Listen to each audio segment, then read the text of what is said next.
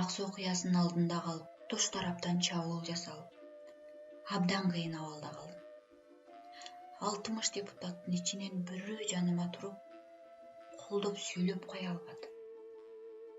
Аксы окуясынын алдында 2002 жылы 5 январда Бекназаровду Жалал Абадта жүргөн жеринен камап коюшту.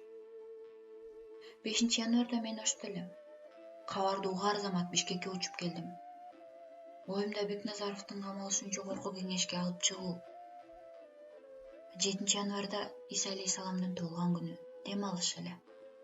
Ал күнү маселе көтөрүүгө болбоду. 8 январда жогорку кеңеште катуу маселе көтөрүп, жогорку кеңештин депутатын тутунган позициясы үчүн камап коюшун кескин сынга алдым. Кол тийбестиги бар парламент мүчөсүн акылга сыйбаган көрүнүш эле.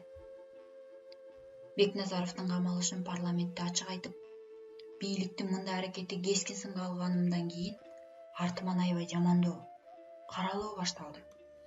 Мадумаров калп айтып атат, элди удургутуп атат деп КТР тынымсыз каралап туруп алды. Аябай оор абал түзүлдү. 60 депутаттын бирөөсү да үн катып койбойт. Абсамат Масалиевич Раматов Санкт-Петербургда Күн корсуз мамлекеттер парламенттик ассамблеясынын жыйынына кеткен эле. Колдоп чыгар киши жок. 3 күндүн ичинде мени эмнелерге гана теңеп салбады. Анан бир күнү таблодо Абсамат Масалиев катталып калды. Ал киши келиптир дедим. Келип эле ушул маселени көтөрдү. Трибунага чыгып, Бекназаровдун камалышын сынга алып, ал маселени көтөрүп, бийлик чабуулуна алынган мени коргоо алды. Артыма муздак шамалды бирөө тоскондой боло түштү. Сыздап, какшап аткан сай сөөгүмө жылуулук келгендей болду. Абсамат Масалиев колдоп чыккандан кийин гана бир-эки депутат коштоп сүйлөдү. Ал эми экинин бири баары эле баатыр болуп чыгып атпайбы? Мына ошол мезгилде бири да үн ката алган эмес. Дагы эмес. Абсамат Масалиев гана бул жигитти эмнеге тараптуу жемелеп атасыңар? Чындыгына жетип сүйлөгүлө деп абдан калкалаган эле. Бекназаровдун камалышы, анын абакта сабалышы боюнча маалыматты мага 2 киши берген эле. Алардын бири ошол кезде кыргыз эл акыны болчу.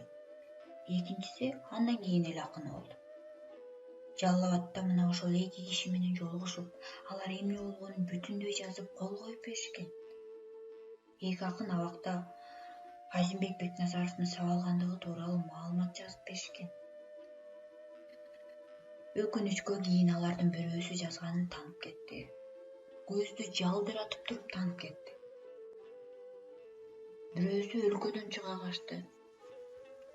Алардын жазып кол коюп берген маалыматтарын парламентте жарыя айткан мен кандай абалда калганымды элестете аласызбы? Тебелентеде калдым. Мага каршы КТРдин Ала тоо маалымат программасынан кийин көрсөтүлө турган биздин комментарий аттуу жаңы программа ачышты. Кудайдын куттуу күнү каралап туруп алышты. Апам ыйлайт. Мен апа баары калп деп апамды жооткотууга аракет жасаймын. Атиги эл акыны сөзүнөн кол коюп жазганына таанып кеткенден кийин жалганчу болуп, айлам кетип иштен өрттүнөм. Мына ушундай абалда турганымда КТРКга түз эфирге чакырып калышты. Жакшы болду, болгондо элге айтканга шарт түзүлдү деп КТРКга бардым. Ал жерде мага каршы бомба даярдап койгонун билбедим. Көрсө, биздин комментарий аттуу программаны ачкан журналист Нышанбек Кочкоров Жалал Абадка барып, Бекназаровдон интервью алып келиптир. Мени сындырууга, талкалоого аябай катуу даярданышыптыр. Нышанбек Кочкоров жалгыз иштеген эмес. Ал кездеги парламенттик администрациясынын башчысы Аманбек Карпуловдун жетекчилигинде бүтүндөй мамлекеттик машина абдан иштеген.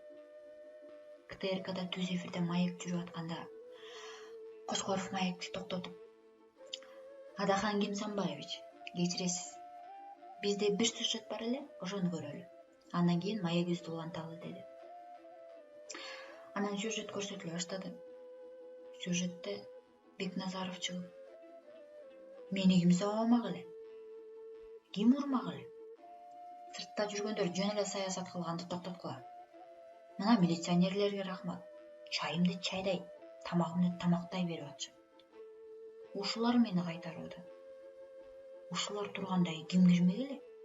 Ким сабамак эле деп салды. Ошондо үстүмөн асман оодарылып кеткендей болду. Студияда отурган жеримде кандай жагдайда калганымды билесизби?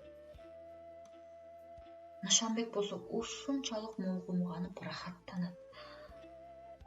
Бекназаров Бөтөрзамат Кочкоров: Адахан мырза, буга кандай дейсиз деп мага кайрылды.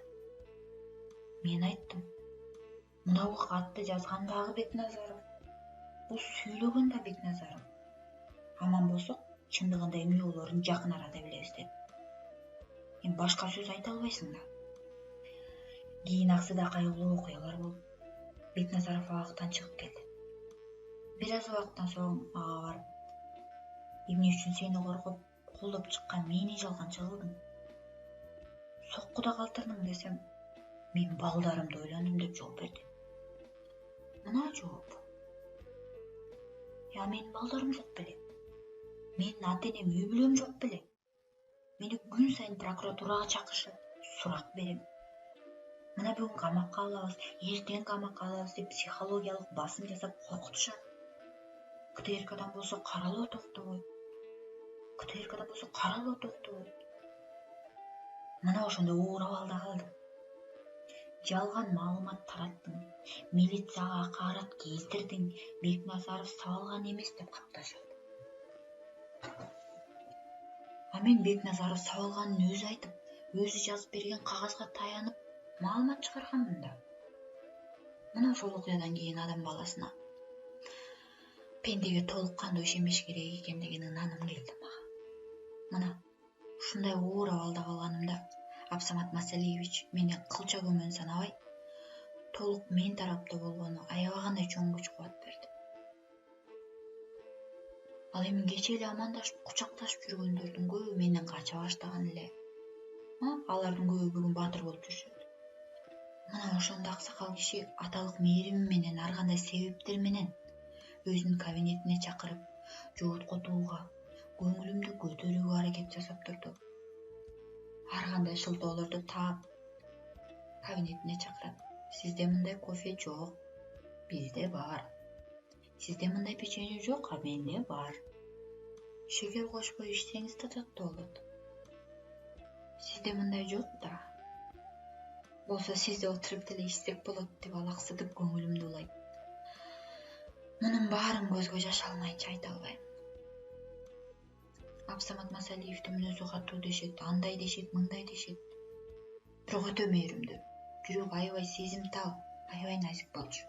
Ар бир нерсени байкап, сезип, мурдуңдан чыккан желиңе чейин билип турчу.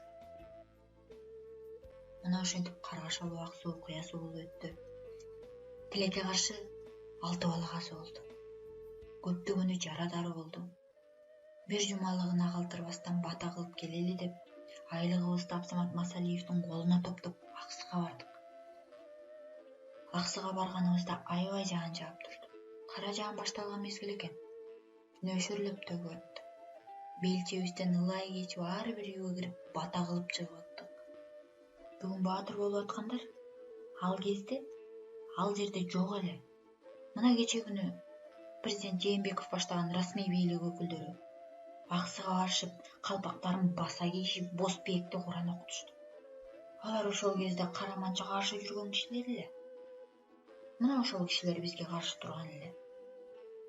Мына ошол боз пээкте турган эстеликке дагы Абсамат Масалиев башында турган Элком СОС фракциясынын мүчөлөрү каражат топтоп, Бекназаров ташты Казакстандан сатып келген. Ошол ташты алып барып, эстелик кылып орнотуп жатканыбызда да бизге эмне деген кортуктарды көрсөтүшкөн эле. Ал жерге эстелик койдурбайбыз, аштырбайбыз деп зомбулук кылышкан. Эми ошону жасагандар барып, ыйлап Куран окутуп атышат. Таң калыштуу нерсе. Бийлик да, оппозиция дагы ички тирешүүдө туруп диалогко чыгышканы жок. Эки тарабына тең ийкемдүүлүк, элдин алдындагы жоопкерчилик жетишпеди. Анын үстүнө билинбей ортодо түндүк түштүк деген жаранка турду. Оппозиция бул картаны колдонгон эмес деп айтыш да туура эмес. Колдонгон дегендин өзү да коркунучтуу. Бирок бул уулу жылан ортодо сойлоп жүргөнү көпчүлүккө белгилүү эле. Бийлик болсо түштүктүн кадрларын өзүнө жаккандыгы же башоту менен берилгенине карап боюна жолотуп турган. Кадрлык баланс сакталып турат деп расмий бийлик канга акшаган менен жазылбаган мыйзам өкүм сүрүп турганы белгилүү эле. Ошентип эрегиштен эрелөт болду. 2002 жылдын 17 мартында президент Аскар Акаев чет өлкөгө визит менен кеткенде Аксынын боз биегинде кан төгүлдү. Аксы окуясы жергиликтүү бийлик системасынан баштап укук коргоо органдарында, айрыкча мамлекеттик коопсуздук комитетинде аналитикалык иш жүрбөгөндүгүн, коррупция менен жердешилик гүлдөп өскөндүгүнөн кабар берди. Бул системанын чириши эле. Авторитардык бийлик болгондо жооптуу кызматкерлер дайыма эки фронт койношот. Жалгандык менен жашырып жабуу, көшөкөрлүк, кооздоо менен көркөмдөө жогорку деңгээлге жетээрин соңку 20 жыл көрсөттү го.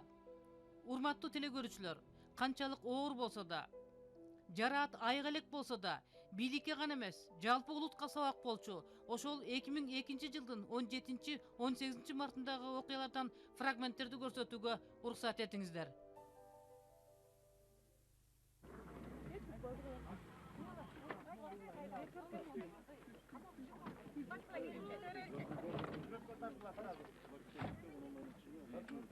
Машина проверить. Документтер көрсөтүлө кара, наманган. Отуруң, айда.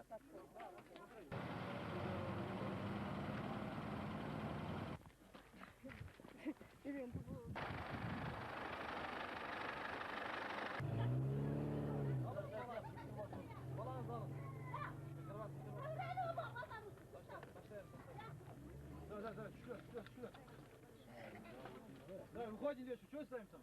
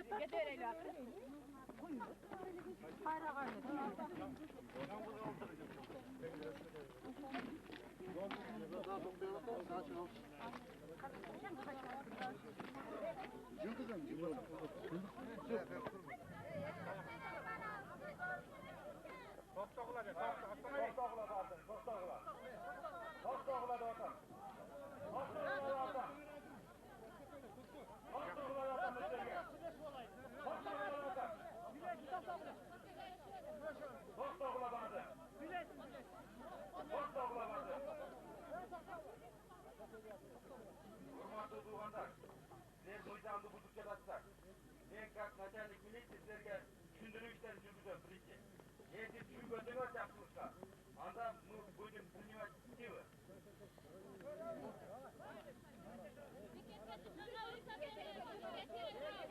Мынау силердин чыкканыңар биринчиден уруксат алып туруп, кайрылып, райондун акимине биз ушундай пикет же митинг өткөрөлү, уруксат бериңиз, биз жерде авторитет бериңиз деп кайрылдыңарбы, жокпу?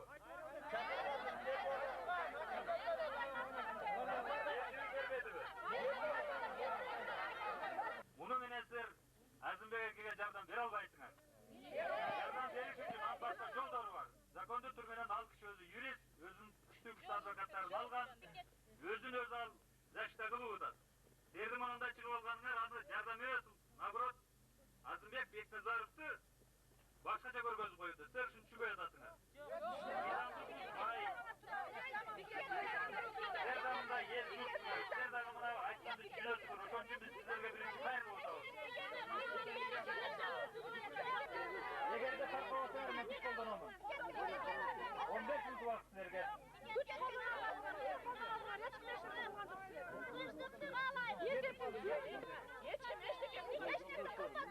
Мен силердин мындайда адамдын малдан елес айырмасы бир киши сүйлөгөндө калган угат экен, туурабы? Ал силер анан кийин ажылдай берсеңер кантип сүйлөшөбүз? Андан кийин мен ошондо силер менен сүйлөштүм, туурабы? Сүйлөшкөндө силер айттыңар,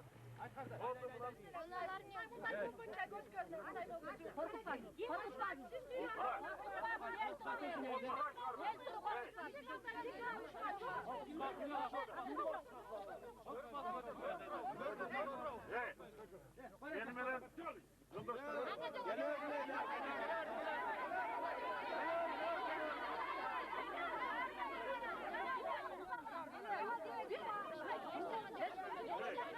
Hurmatlı tuğanlar, ben aytmayın. Hazırçı, sizler egerde ukpasaňar, men akırın artqa ketem. Anda özüňөр bilesiňer, makul? Anda uksaňar uşunday. Sizler zakondu sıylasaňar, kırgız elin sıylasaňar, oşol zakondu talap kılıp, buna kança jolu, buna Tursunbek akun geldi sizlerge, ekinci jol gelip atar. Kalgan joldaşlar geldi, Topçubek geldi, Turan. Talay, paket tutmayın. Organды jönetmegile dediňer, jönetmedik. Avtobusy gatsatyp koy dedik, gatsatyp koyduk. Tegin telefon işletip koygula dedik, işletip koyduk. Emadan başka bizden kolda biýlik jok, bunu hakim özü aýtyp ötdi. Budan başka mına raýondun biýliginden sizler çinketi otasyňar tuğdy. Biz budan değiştirmega bir söz bere albaýys tuğdy. Dora düşüngür. Hiç nereden korkmayın. Sanki sizler mıyzamda bozup, buna ayık ötmediňer, ayında çoğulduňar, barıp ataldy, hiç nerse degen biröňe dap gelip kamak koygan jeri ýok. Oşondan soňda dora düşüngüler. Onu bundan ayrı kılaverseňer biz yol bere albaýyz. Yol bere albaýyz. Sizlerin aldyňarda eger tolup ketse biz yol bere albaýyz. Dora düşüngüler. Oşondan da hazır aýtmady. Bundan ayrı tarkap, oşol ayın-ayında oturup çyksaňar urusat dep atpaýbız. Azal soşal yerden görsedik ki Danlıydın bardın beri otasınız. Sizlerin aytkanыңardın bardın beri otasınız. Aytkan, ayt degen jeriňerge aytyp atabыз. Yaşadığan hiç nerse yok bu başa. Oşol için dora düşüngür. Adımına bu dora düşüngürsün sizlerge. Mıyzam kanday eken.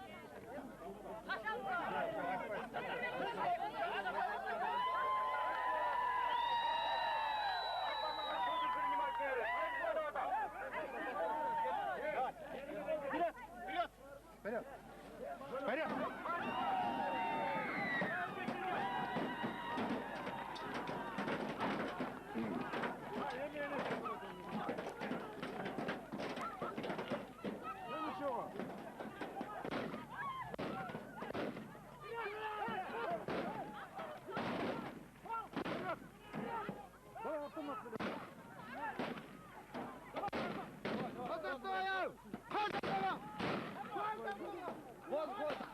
Давай, давай!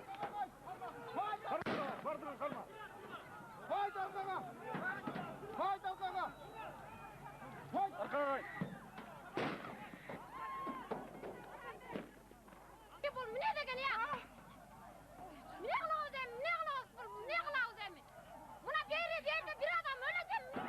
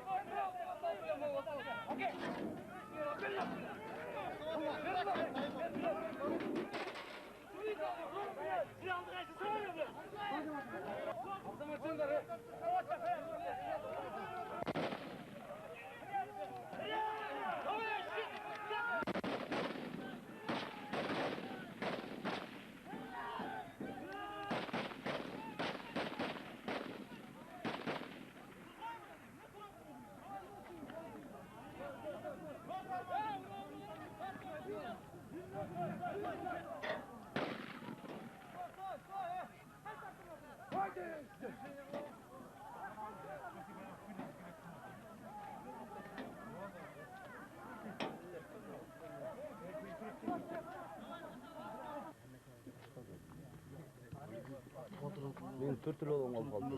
Мен қарасам біз бөлініп кеткен спецназның балдары тегіс кетіп жатыр барысында. 4 ел қалды ғой. 4 ел қалғанда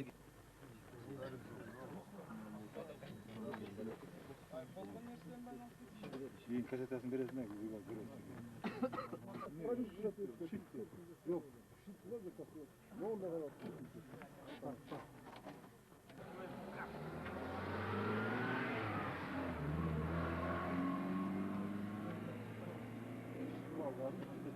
Кем окчу? Октун тешилген ошол. Американский эмеде бул. Демка немесе точно. Тартам арасына?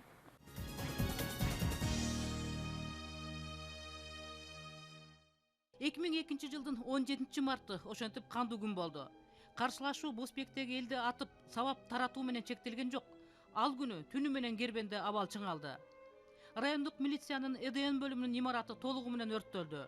Милициянын имараты ташбаранга алынган. Эртеси таң супа салганда көчөдө адамдар аз көрүнгөн менен түштөн кийин кайрадан райондун борборуна эл ар тараптан агылып келе баштаган. 18 марттан 19 мартка караган түнү эл менен милициянын кагылышуусунан дагы бир жигит 23 жаштагы Элдар Үмөталиев башына тийген октон каза болду. Ошентип курман болгондордун саны 6 адамга жеткен. 19 мартта түшкө жакын Азимбек Бекназаров камактан убактылуу бошотулган. Ал күнү бийлик Аксы районунун акими Шермамат Осмоновду, райондук милициянын бөлүмүнүн башчысы Данияр Кулуевду кызматтан четтетти. Райондун прокурору Абдыкалык Калдаров отпускадан нары бошоо жөнүндө билдирди. 17-18 мартта камакка алынган ондогон адамдар эркиндикке чыгышты. Эгемендүүлүккө жеткенибизге 10 жылдан жаңы гана ашканда биринчи ирет Нооруз майрамы көп жерде белгиленген жок. Бишкекте өткөн майрамдык салтанатка деле окшобой, мурда даярдалып калгандыгына байланыштуу өттү аты болду да калды. Анткени 17 марттагы Бозбектеги атылган, малдай айдалып кууп таратылган элдин ызасы жана эмне кылаарын билбей Кудайга үнү жеткен бул аялдын үнү абада кармалып турган. Бул аялдын суроосуна күнү бүгүндө жооп жок.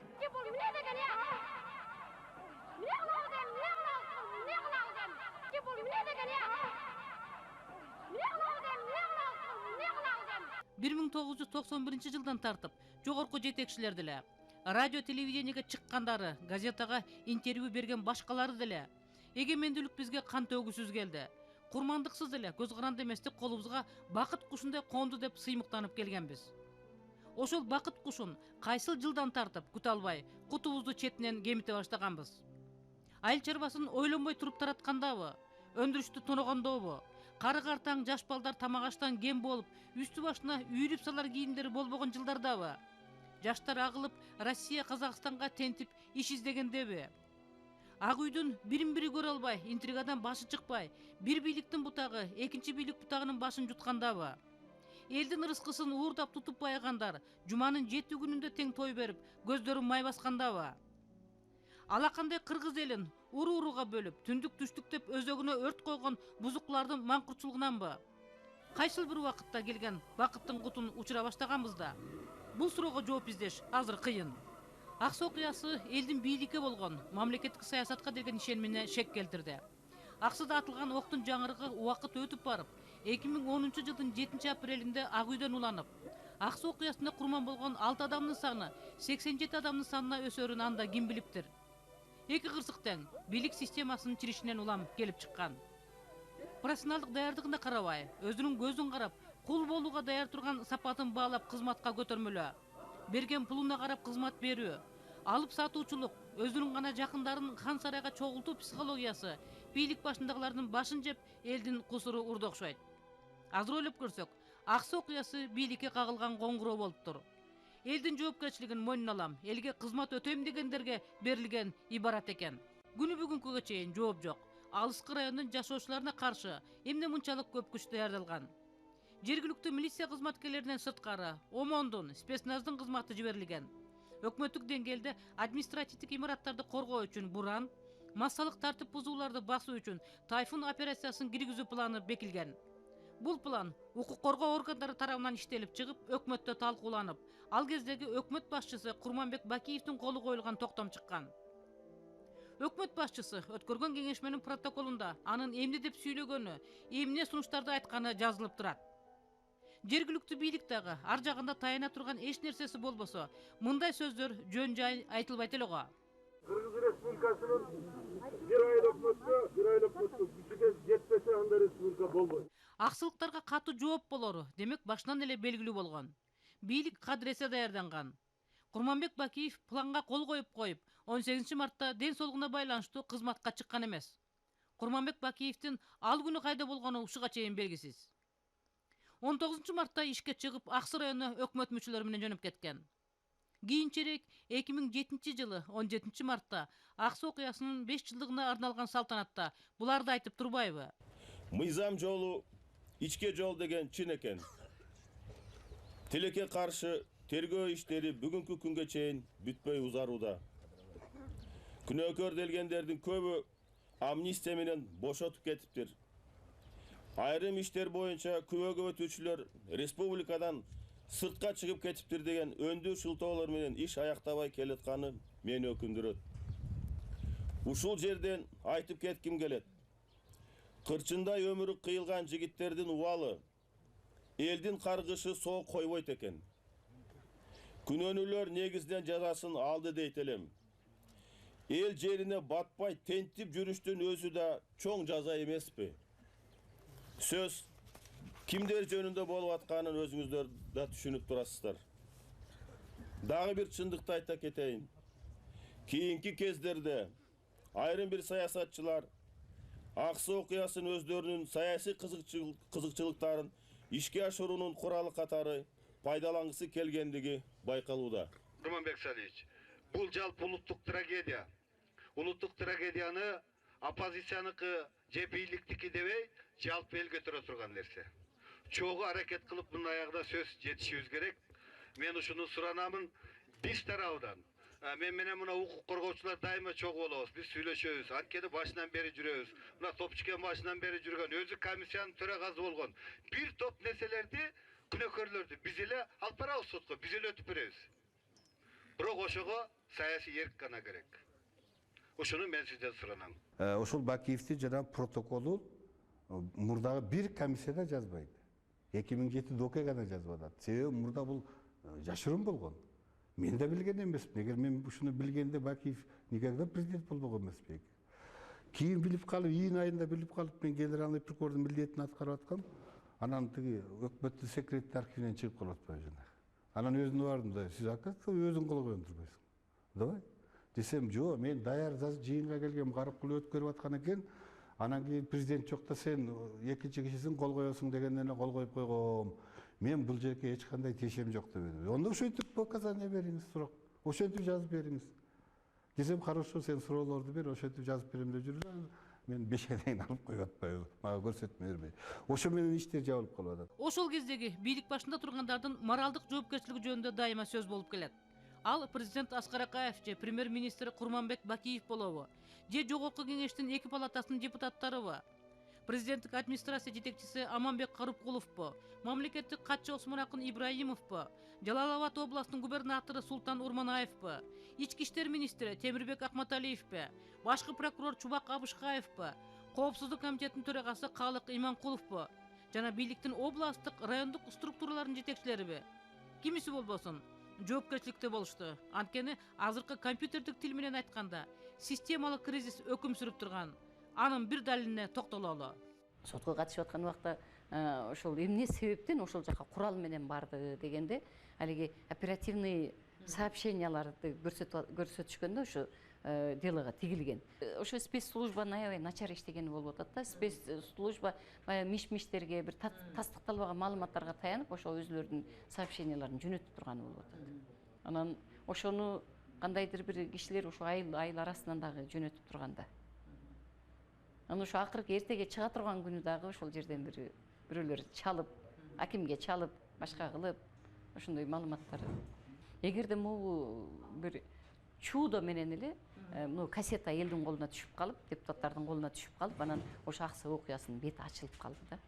Кайсыл кассета ал? Эмне жөнүндө болду эле? Аны ким тартты? Анан ал кандайча болуп депутаттардын колуна түшүп калды? Ошол Кербен шаарчасы менен баягы Боспиектин ортосунда бул бир 4 сааттан ашык оперативный съемка атайын тартылып турганда, анан ал жака милиция кызматкерлери, атайын кызматтын кызматкерлери, прокурордун кызматкерлери туруп, ары бери өткөндөрдү ушул эртең саат 9-дан баштап машиналар текшерип, адамдардын өңдөрүн баарын тартып алып турушканда, анан ушул эле кассетанын уландысы барып туруп, баягы жаш жетелек балдар боюнча иштеген иден деп коебуз, ошонун имараты өрттөнүп, кийин баягы балдарды вскрытие кылып баягы судмед экспертиза карап аткан жери менен бүтүп атат да. Анан бул окуя мындай болгон. Ошону толук тартып 3 оператор иштеп, 3 оператор 3 жактан тарткан да.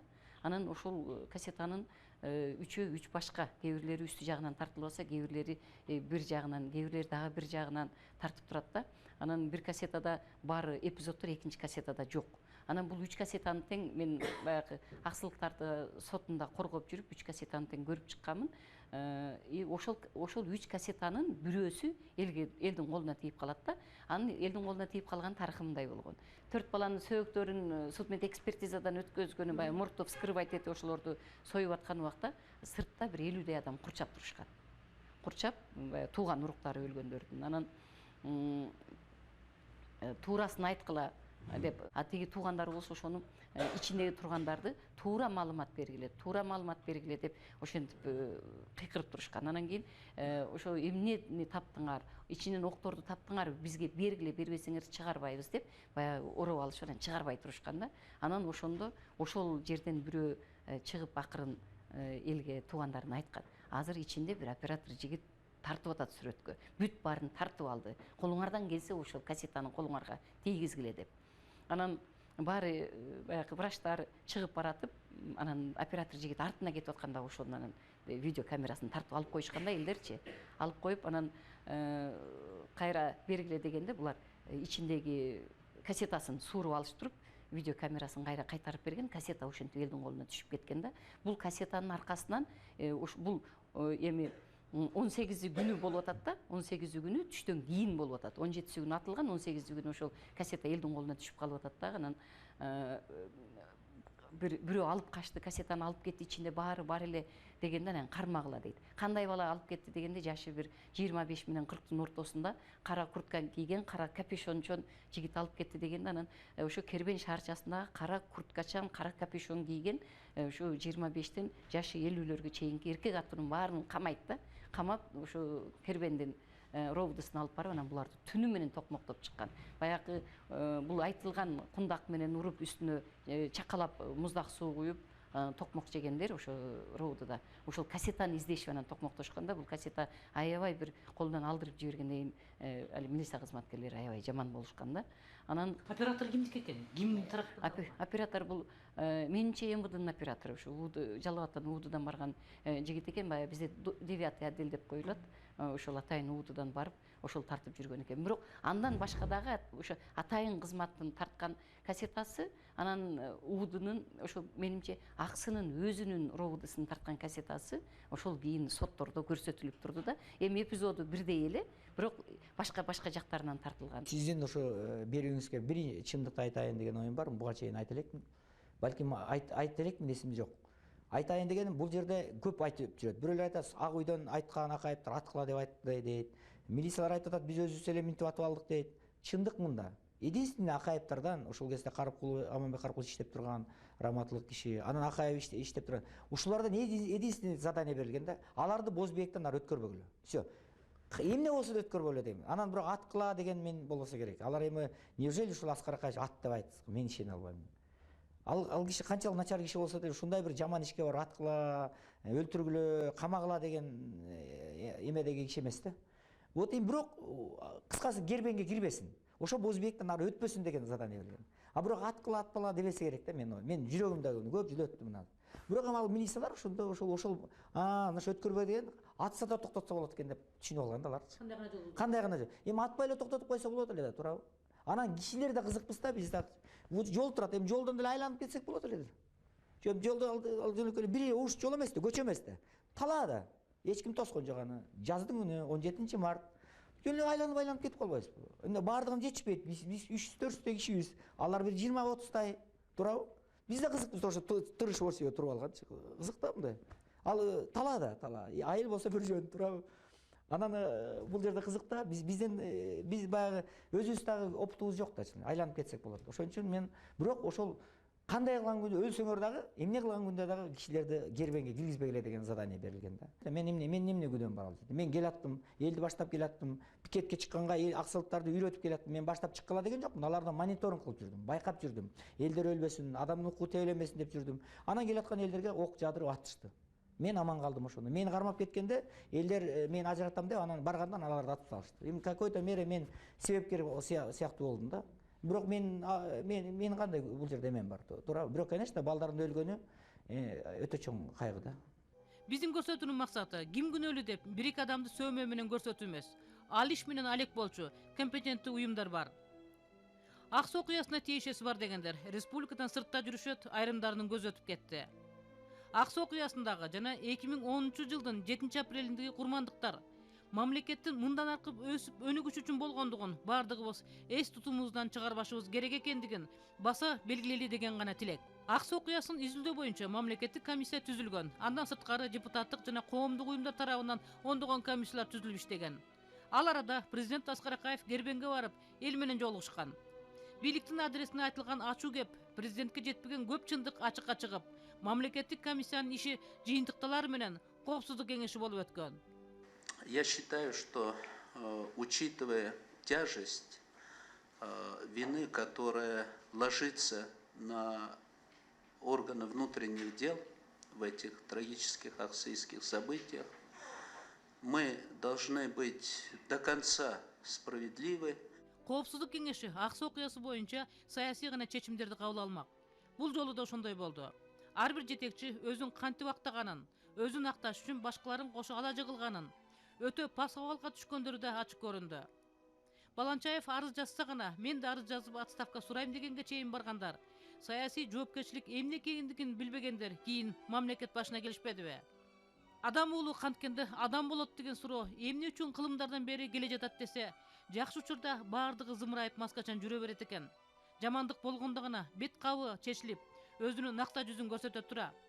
Накта жүзүн, адамгерчилик бийиктигин ошондон улам чанда адамдар гана сактап, жараткандын сыноосунан абири менен өтөт экен го.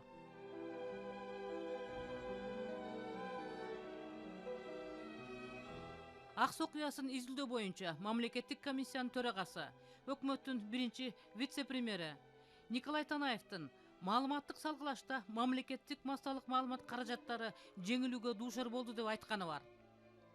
Республикада тигил же бул окуя болгондо, албетте маалымат таратуу боюнча атаандашы болот. Ак Суу окуясында чындыкты Азаттык радиосу, BBC жана Агым газетасы айтып жазып турган. Мамлекеттик канал, өкмөттүк басылмалар болсо, расмий маалыматтык сводкаларды таратышкан, анткени Ак үйдөн контроль күчтүү эле. Ал күндөрү жана кийинки жылдары мамлекеттик телерадио канал президенттик басма сөз кызматынын жана башка идеологдордун жеке менчик секторуна айланган. Эркин ойлонгондор, чындыкка умтулгандар катуу жазаланып турушкан. Баш ийбегендерди ар түрдүү жаманаттуулук кампаниясын жайылтуу менен сездендиришкен. Ошондуктан Ак Суу окуясын талдаган жогорку кеңештин мыйзам чыгаруу жыйынында улуттук телерадио каналдын президенти Бейшенбек Мамбетакунов Ак үй үчүн болгон соккуну өзүнө кабыл алып, буларды айтууга аргасыз болгон. 2000-жылдын 18 январда Бекназаров камалгандан кийин 11 күн өткөндөн кийин только информация берди. Ал эми 11 күнгө чейин калган средства массовой информациянын бар бул ишинди жазып атышты. Биз ага чейин бир дагы информация берген жокпуз. 11 күн өткөндөн кийин Кочкоров түрмөгө барып, Бекназаровдун өзү менен интервью алды. Өзү менен сүйлөштү. Мына ошол эркини биз 18 январда Бекназаровдун сөзү менен жана Камчыбектин сөзү менен бердик. Бул жерде биздин күнөөбүз кайсы? Биз берип атабыз. Кабакта отурган кишиден интервью алып берип атабыз. Эгерде булардан интервью албай туруп, мисалы үчүн, өзүбүз комментарий кылып, өзүбүздүн ойдун чыгарып айтып берсек, анда журналисттерди күнөөлөсөңүздөр болот эле. Мына мен Бекназаровго рахмат айтып коюшум керек. Мына ошол интервьюдан кийин могу жердеги бекет басылды. Бекетке чыккандар, жолдоштор, ачарчылык жарыялагандар. Андан кийин бир ай тынч болду. Тынч болгула. Мени разберусь деп айткан бул киши ошондо. Ошондон кийин могу жердеги эл тарады, КТРден интервью бергенден кийин ишенбесеңер анализдеп көргүлө жолдоштор. 10-февралда Адакан Мадумаров Ак Суудан келгенден кийин 12 адам барымтада алынды деп бул жерден заявить этти. Биз ошону уташын тетел дедик. Ал дагы тиги Адакан Мадумаров айткандан кийин кечинде саат 7-лерде азаттыктан берилди.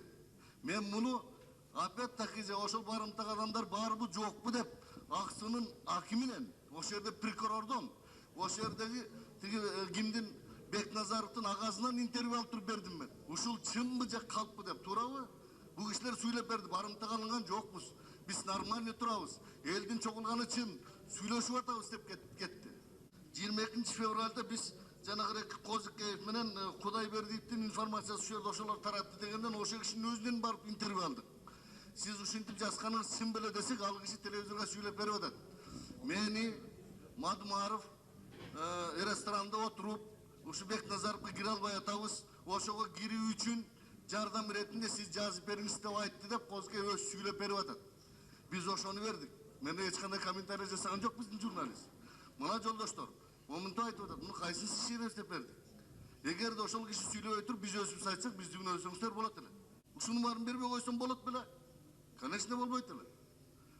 Бир жагына тартсам, бир жөн мен баарын ушунун баарын калыстык менен бердим деп ойлойм. Ана мына 17 мартта Замана студиясынан эртең менен министр келди. Мен министр эфирге чыгып информацияга бергенге акылуу жолдоштор. Это прямом эфире идет. Мен запись эмес. Бул киши эртең менен келди да прямой эфирге чыкты. Айтты информациясы, момундай болуп турду. Экинчи күнү келип айтты, кээ бирлери неуточненный болуп калыптыр, бүгүн поправка берейин деп, туурабы? Поправка берип, экинчи күнү поправкасын берди. Биринчи күнү сүйлөп атканда айтты, бул предварительный деп айтты. Мына бул киши көрсөтөт.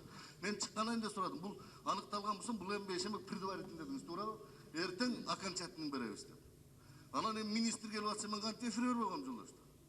Анан бул жерде закондо жазылып турат, закон средства массовой информацияда өзүңүздөр колдогон мына мынтип жазып атат. Так. Орган средств массовой информации не несут ответственности за распространение в средствах массовой информации не соответствующей действительности, если они являются дословным воспроизведением публичных выступлений. Адахамад Мару здесь публично выступал, поэтому я давал. Пожалуйста, закон написан. Потом дал разъяснение непосредственно с первых источников. Потом второе. Если они содержали выступления граждан, идущих в эфир без предварительной записи, министр выступал без предварительной записи. Пожалуйста, товарищ закон. Я закона не нарушал. Я что было в законе, все соблюдал. Тем не менее дал обои стороны. Я только власть дал, тем не давал, всем давал я в эфир. А потом, я думаю, что может ошибка, все телевидение считает, которое показывает в Кыргызстане, вы думаете, что все КТР, есть пирамида, есть КОР. Пожалуйста, я думаю, что депутатская комиссия может посмотреть все мои сюжеты и сделать с этого вывод. Азыр коомдук телерадио канал ачык коомду көздөй умтулууда. Ал эми анда шарт ушундай эле. Мамлекеттик машинанын азгусу курч айланып турган. 2002 жылдын 17 мартындагы окуяны ошол күнү кечинде бүткүл дүйнөгө тараткандардын бири Азаттык радиосунун кыргыз бөлүмүнүн ал кездеги башкы редактору Нарынаевдин эскерүүсүнө орун берсек. Жекшемби күнү болуп калган, 17 март. Жекшемби күнү Кыргызстанда деле башка мурдагы советтик жумурияттарда көп иштебейт журналисттер. Биздики Азаттыкта жекшембиби, ишембиби, башка күн кайсы күн болбосун иштечүбүз толук. Ошон үчүн экинчи жагынан гезиттер шейшемби жана жума күндөрү чыкчу, эки жумасына. Ошон үчүн булардын жаман ою бар болчу, ал кезде жана госсекретарь, билесиңер да ким. Алар ойлогон, Осмон Акунда, алар ойлогон вторникке чейин, жана шейшембиге чейин 3 күн бар. 3 күн ичинде баарын өзүбүз жайлап коебуз деп ойлогон.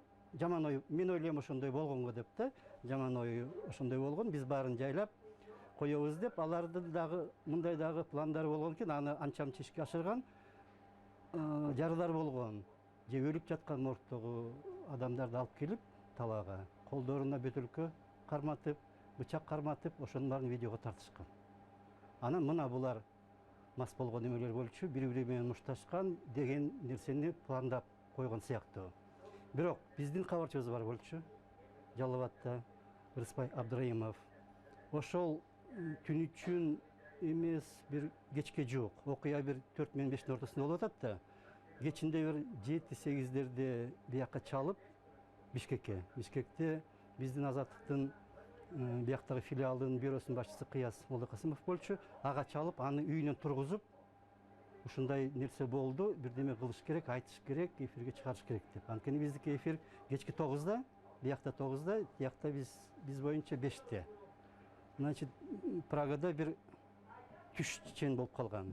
Анан ушундай болуп атат, аябай жаман болду деп түшүндүрүп көндүргөн экен. Анан кыясы үйдөн туруп келип, бюрого эмелердин баарын күйгүзүп, аппаратуранан өзү жазып алыптыр тигин үйүнөн. Телефон менен Жалал-Абадтан Тегирспайдын берип атканын. Анын баарын жазып алып, анан ошонун баарын магнитофонго жазган бизге тияка жиберген, мага телефон чалып, демалыш күнү болчу. Анан ошонун жиберген үнүн биз жазып алып, анан ошо үндү расшифровка кылып эмне кандай болду дегенин айтып, бирок канча адам өлгөнү так белгисиз болчу. Өлгөндөр бар деп айтылган. Анан бир жигит менен интервью кылган экен, ооруканага барып, жарадар болгон жигитке. Ал жигит жанагы биринчи күнү өлгөн 4 адамдын бири. 2 адам талаада өлүп атат, ошо ок атылган жерде, жана Босбектин жанында. Кызыл Туу деген айылдын тургундары келип атып, Босбек менен эмеге бараткан да тиги Кербенге. Анан 2 адам дароо өлгөн, 2 адам жарадар болуп ооруканага жеткирилген. Ошол эртең менен жарадар болуп өлгөн жигит менен кечинде интервью кылып атпайбы ким, Рыспай. Ошонун үнүн жиберип, ушундай болду, ок атты, тигинти минти деп да. Анан ошонун баарын кечинде биз 9-да эфирге бергенбиз. Кечки 9-да. Бирок ага чейин ошонун баарын мен англисче которуп, кыргызча которуп, анан бүт жанагы интернет ал кезде уже иштеп калган Европада таратып жибергенбиз. Ошон үчүн тигилер шейшембиге чейин баарын жайлайбыз, жазабыз деген ою чыкпай калган да, мен ойлойм. Анткени ага чейин уже 1-2 сааттын ичинде эле бүт баары, университеттер баары алчу, Европарламент жана Евросоюз, ошол жактагы аналитиктер баары биздин жиберген кабарларды алып турчу күнүгө. Анткени биз күнүгө жиберип, англисче, орусча кылып салып турчубуз. Кыргызча өзү эфирге чыгат, англисче, орусчага. Ошентип, ошо болгон күнү 2-3 сааттын ичинде уже бүт дүйнө билип калган. Ошон үчүн кийин жашырабыз деген нерселери болбой калган да. Мына азыр биз ушул окуяларды изилдеп берип атып, биз аябай көп тоскоолдуктарга туш болдук. Дагы эле ушул Аксы окуясынын чындыгын коомчулук билишин каалабаган күчтөр бар экен. Ал күчтөр мага телефон аркылуу да билдирип атышат, анонимдик катта жазып атышат. Кимдер бар ушунча жанынан корккон ким бар? Соттолчулар соттолду. Мындай иш аягына чыкпаса дагы ар ким өзүнүн бир жазасын алды. Баягы көз өткөндөр көз өтүп кетти. Ушунчалык өзүнө мындай бир тынчтык таппаган кайсыл бир күчтөр, идеологиялык тармак өзүнө тынчтык таппай атабы? Укук коргоо органдары өзүнө тынчтык таппай атабы? Бирок мен ушул жолу сездим, өзүмдүн баягы шукурама сездимде, тынчтык таппаган күчтөр көп экен. Жалпы бир нерсе го, бул өзү как прецедент сыяктуу болуп калышы мүмкүн болуп атат го, ошондон балким коркушат. Анткени бийлик өзү жазаланбаш керек деген сыяктуу бир принцип. Эгерде бийликтин бир өкүлүн жазалап түрмөгө отурсак, анда ошонун мисалы менен башка дагы нерселерди чукушу мүмкүн деген балким ушундай бир жалпы мен билбейм, анчалык деле бир чоң адамдар эмес го, алар деле баары азыр чоң деле кызматта эч кимиси жок.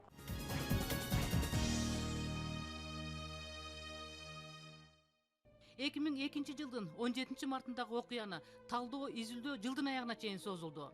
Адам курмандыгын алып келген бул кырдаалда алдын ала болтурбоо мүмкүнчүлүгүн колдон чыгарып жиберген жогорку эшелондогу жетекчилерден тартып, райондук структуралардын чоңдоруна чейин кызматтан алуу, сөгүш жарыялоо, кызматтан төмөндөтүү иштери болгон менен жогорку кеңештин депутаты Азимбек Бекназаровдун иши боюнча соттук териштирүү узарып кетти. Бул оюн бийликтин ич күйдүсүнө байланыштуу болгону менен оппозициянын иш аракетине оң шарт түзүп берди. Ушул жерден тактай кеткибиз келет. Оппозицияга 2001-2002 жылдар жолдуу мезгил болгон десек болор. Бийлик системасындагы кубаттуу делген одиоздуу личносттор саналуу эле адам болгон. Президент жана анын тегерегиндеги ашып кетсе 20 адам, калгандары оңтойлуу учурду күтүп быгып жаткандар эле. Алар күндүзү демократ, бирок түнкүсүн басмачынын ролуна ылайыктуу кийим издеп жүргөндөр экенин оппозиция дагы жакшы билүүчү. Ошондуктан биринчи тема үзөңгү куш, экинчи тема депутат Азимбек Бекназаровдун камалышы, үчүнчү кульминациялык тема Аксы трагедиясы. Ушул 3 тема президенттик бийликти солкулдатып эл аралык резонанс жаратмак. Бирок ал учурда Америка Афганистан менен алек болду. Афганистан Американы гана эмес, бүтүндөй Европадагы эл аралык ырааттуу саясатты будуң чаң чыгарып жаткан. Ошол учурда Кыргызстанга Ганси авиабазасында аста жылып келе жатпады беле. Биринекин эл аралык уюмдардан жооп алган менен өкмөттүк эмес уюмдарда өз позициясынан тайышкан. Биз калыспыз деген менен айрым өкмөттүк эмес уюмдар оппозициянын жалпы хорунда ырдап жүрүшкөн. Азимбек Бекназаровдун акталышын талап кылган элдик кыймылдар Аксыдан Бишкекке чейин жөө жүрүшкө чыкканда, коомчулук өкмөттүк эмес уюм менен оппозициянын айырмасын биле алышканы жок. Ага себеп бар эле. 2002 жылдын июнь айынын соңунда Азимбек Бекназаровдун ишин Токтогул райондук соту карары алдында акчылыктарды коштогон топ шарт бурулуп Ош шаарына келип, элге кайрылууну чечишти. Бул кадам өтө опурталдуу эле. Ош шаарындагы башка улуттар арасында да өтө төмөн кеп жүрүп жаткан. Анын үстүнө ал учурда криминалитет баш көтөрүп калган учур. Демек, акчылыктардын бул жүрүшүн башка нукка буруп кетүүчү күчтөр жетиштүү эле. Ошондуктан Ош областынын губернатору Накен Касиев акчылыктарды утурлай Нариман айылына келип сүйлөшүүлөрдү жүргүздү. Губернатор жүрүштүн катышуучуларынын талабын жеткирүү үчүн тез арада Бишкекке учуп кетүүгө аргасыз болгон. Кече сиздер менен жолуккандан кийин мен Бишкек шаарына учуп барып, бийликтин бутактары менен сиздин атыңыздардан жанагы сиздер айткан сөздөрдү, сиздер айткан суроолорду, талаптарды, кайрылууларды толугу менен сүйлөшкөнгө мүмкүнчүлүк болду. Өкмөттө дагы, урматтуу президентибиз Сапар Акаевдин алдында дагы мен болуп ошо сиздердин бүгүнкү коюп аткан маселелерди айттым. Ошону реалдуу түрдө айтканга аракеттендим. Жүрүштүн катышуучулары эки областтын чек арасында 2 күн өргүү алып калышты. Ал учурда Азимбек Бекназаровду соттук актоо жүрүп жаткан. Бул сот ишкерлигиндеги укмуштуудай көрүнүш эле. Урматтуу туугандар, мына азыр мен бир 5 мүнөт мурда Токтогулдун соту менен сүйлөштүм, сот болгон жерде жана Бекназаров менен сүйлөштүм. Ошол убакта Бекназаров өз ошону подтвердить этти. Азыр Токтогулда сот болуп, мени толугу менен актады дагы, мага депутат деген мандатымды калтырды деди. Ошого байланыштуу азыр ошол элге барып ушуну сиз айтып коюңуз, өтүнөрүм. Абдулдага телефонду берип коюңуз. Мына азыр кетиресиң, мен телефонду берип. Алло. Да. Бардыгыбыз, Топ. Азимбек, мен угуп атам. Азыр мына тиги Жалал-Абадка чейин жай менен жеткизип коебуз, границадан өтүп чектип, балдарымды азыр машинеге кенен-кесир кылып салабыз. Жайден анан тиги Жалал-Абадтан узагандан кийин андан ары өзүнүн жерине барат, анан Кудайдып кете берет. Жакшы, андан ийгилик болсун, ушу менен элибизде, журтубузда тынччылык болсун. Рахмат. Жакшы, аманчылык болсун баарыбызга. Элибизде аманчылык болсун. Микрофон yok. Hadi dinledik. Kımbatlı Gerekten katışları. Hazır men Beknazar menen baynaştım sizlerden aldığımızlarga. Al sizlerden atыңардан, жалпы жүрүшкө катышкандардын атынан Жалал-Абад областындагы чечилбеген маселелердин Ош жергесине келип чечилгендиги үчүн силердин атыңардан Накен Касиевке рахмат айтып көрсөтүндү. Рахмат сизге. Андан кийин азыр Накен Касиев менен сүйлөштүм, бардыгы чечилген деди. Азыр транспорт менен Жалал-Абадка келесиңер. Жалал-Абадтан кийин бардыгын караванга. Сузактык дагы, Базар Коргондук, Ленинскийге бардыгын келесиңер. Кербендегилер менен жолугуп, биз кербенди тарай берсеби. Макулсуңарбы? Аман эсен бар.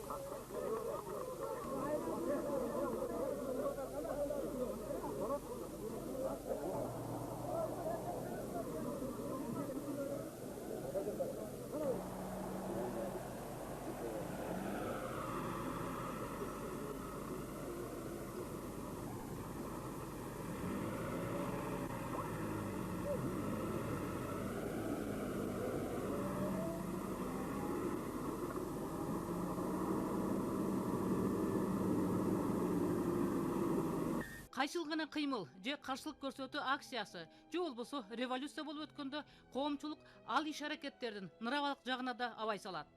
Аксы трагедиясында да алдыңкы катарга аялдарды чыгарып, эркектер аялдардын аркасында турушкан. Жөө жүрүштөрдө да уюштуруу иштерин аялдар колдоруна алган. Ал эми 2005 жылы 24 мартта аялдар эркектерге ак үйдү алып беришти. Бул феноменалдык көрүнүш өз алдынча изилдөөгө арзыйт. Ал жөнүндө кийинчерээк сөз болор. Биринчиден биз айтканбыз, бул милиция саясий инструмент болуп калды. Милиция ишенбейбиз, милиция бизди уруп атат, бизди ушундай кыйнап атат, кармап атат. Депутаттан өөдө ушундай кармады, жөнөкөй адамдарды ушинтип бизди куугун токтоп атат.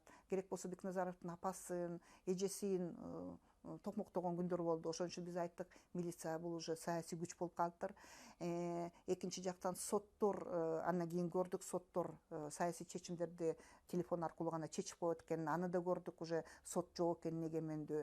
Үчүнчү жактан ошондо биз айттык, ар бир чечим ошол өкмөт кабыл алынып аткан сөзсүз түрдө ачык жана коомчулукка түшүнүктүү болуш керек. Азыр коомчулук ал кездеги өкмөттүк эмес уюмдардын өкүлдөрүнө жана оппозицияга: силер болбосоңор Бакиев бийликке келмек эмес. Улуттук лидерди даярдабай туруп, элди революцияга түрткөнсүңөр. Кимдир бирөөлөрдүн кызыкчылыгынын куралы болгонсуңар деген кинени коюп келишет. Биз эч кимибиз ойлогон жокпуз. Ошол эле Бекназаров деле сиз айткандай, баягы саясий күчтөрдүн же болбосо саясий оюндун жертвасы болуп калат деп. Анткени кийин шайлоодо катышканда дагы Замира Сыдыкова менен сүйлөшүп мен айттым: эмне үчүн силер номенклатураны кайта алып келип атасыңар? Бакиев Акаевдин артында жүрүп, керек болсун чукпай, андан да көп иштерди жасады балким. Алардын баарын тең кетириш керек болчу. Эмне үчүн аны алып келип атасыңар дегенде, анын акчасы бар экен деген биз үчүн дагы трагедия болду. Биз айттык, бул деген аябай туура эмес саясат. Анткени же болсо Роза Исааковна айтты, түштүктөн болуш керек бул жолу, түштүккө бериш керек деп. Биз айттык, түштүктөн эмес, космостон келсин, бизге баары бир. Бирок биз ишенген, барктаган таза лидер болуш керек. Анан номенклатура келип атканы кандайча жаңыроо болот деген, ошондо конфронтация болгон. Ошол көп жылдан бери келаткан коалиция, ошол эле ошо коалицияда такшалган жаш балдар, жаш активисттер биз менен чогуу аябай өзүбүзчө ренжидик да. Анткени бул уже баягы базардакыдай сатма саясат болуп калды да. Значит, акчасы бар, ал боло алат. Ким боло алат? Значит, криминалдык болот экен эгерде акчасы көп болсо деген бизде ой болду да. Бүгүнкү көрсөтүү менен Аксы трагедиясын изилдеген жана анын сабактары жөнүндөгү баян соңуна чыкты. Улам убакыт өткөн сайын бул окуянын дагы бир өңүрү ачыкка чыгат. Анткени Аксы окуясынан башталган сызык аркылуу 2005 менен 2010 жылдагы революциялар жана 2010 жылдын июнь айында болгон Ош окуясы өткөнүн туйдук. Сиздер демократия сабактары саясий публицистикалык программасынын 2002 жылдын 17 мартында болуп өткөн Аксы окуясына арналган чыгарылышын көрдүңүздөр. Бул программа документалдуу архивдик материалдардын жана Аксы окуясынын катышуучуларынын эскерүүлөрүнүн негизинде даярдалган.